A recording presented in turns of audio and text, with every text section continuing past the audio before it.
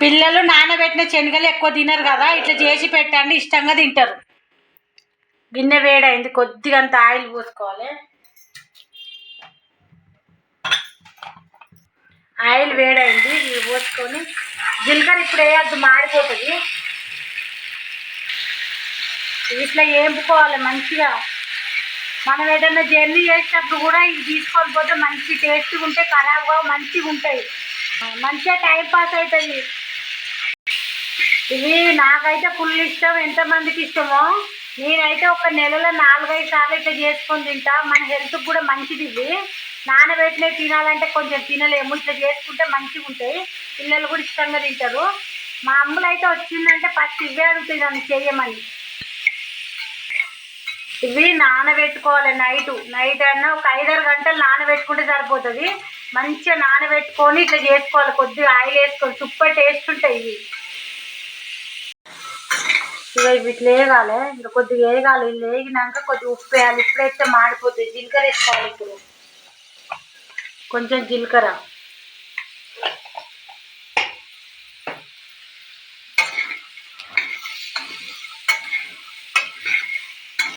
ఉప్పు,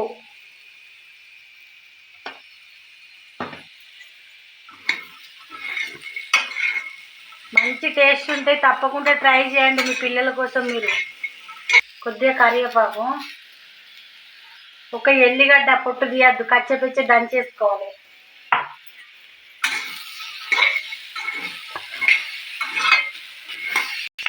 మనం ఏదన్నా టెంపుల్ పోయినప్పుడు ఏమైనా చేసుకొని పోవాలని ఆలోచన లేకుండా ఇవి చేసుకొని మంచి టేస్ట్ ఉంటాయి, మీకు కూడా మంచిగా ఉంటుంది. ఆడ ఇవి ఇలా మంచిగా అయినాయి. ఇవి కారం వేసుకోవాలి కొద్దిగా. ఫస్ట్ కారం వేస్తే మాడిపోతుంది అంత, కొద్దిగా అంత లైట్గా కారం.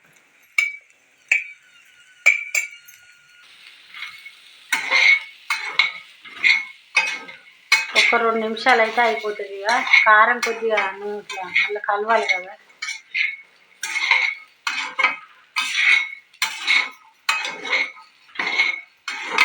అయిపోయినాయి, గ్యాస్ ఆఫ్ చేసుకుంటే అయిపోతుంది. ఇక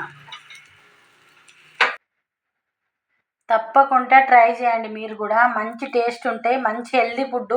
పిల్లలు కూడా మస్తు ఇష్టపడతారు. లైక్ చేయండి, షేర్ చేయండి, సబ్స్క్రైబ్ చేయండి.